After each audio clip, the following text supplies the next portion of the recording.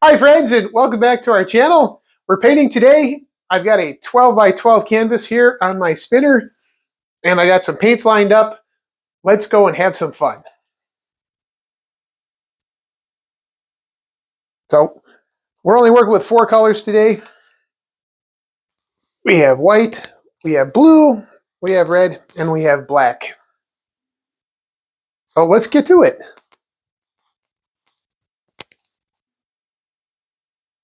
So what we're going to be doing today is we're going to be pouring our colors on top of this cupcake mold here. Make a thing, and then we're going to spin it out and see what we come up with.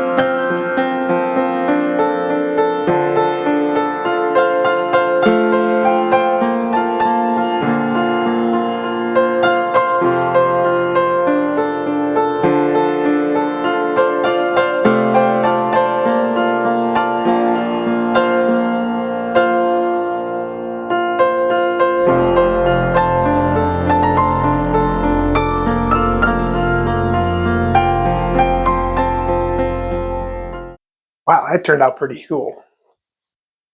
Yeah, the striping that this produced